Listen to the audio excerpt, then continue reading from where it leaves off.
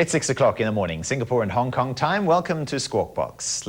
Well, car aficionados are among the world's most design-conscious consumers, and a lot of marketing and advertising of cars has been created to appeal to the visual senses rather than just to the drive and how the car handles.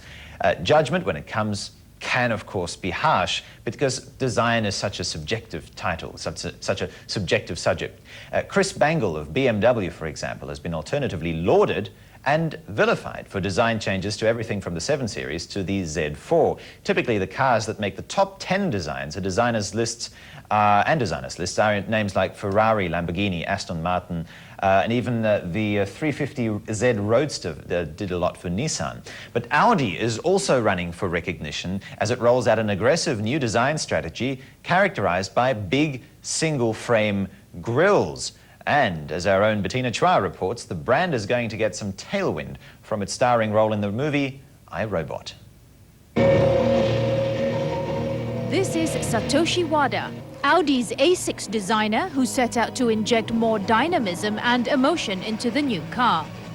Here he demonstrates for an audience the key lines and themes of the new design. A bigger single-frame grille for greater visual impact. The classic arch and clean lines down the length of the body. And the low-profile tension lines across the back to express a more sporty attitude. We have a strong philosophy, not more and more, but less design is more design. It means we always looking for only limited number of themes. And that's very strong effect, because some movement means very important. Last Audi is a little bit very horizontal and vertical. Like many artists, the main creative thought process seldom takes place in the office. Studio is just only action, just doing, and sketching and clay modeling. I'm a lot sketching in a cafe. Means always easier to make some good hint or a good idea. Next step in the studio, and just developing a big sketch and clay modeling, a quarter model, 1-to-1 model like this. Everybody check, is this Audi or not? That's a very important factor for us. Which was the key question when Audi was asked to create the car actor Will Smith drove in the movie version of Isaac Asimov's I, Robot. Dr. Lanning suggested robots might naturally evolve. Audi designers had to come up with an Audi car of the future, all the way into 2035, and build it. In Audi design, we don't make concept car for only concept.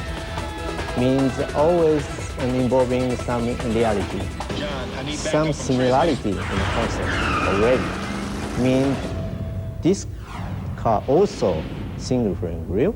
That's a very strong effect and for design.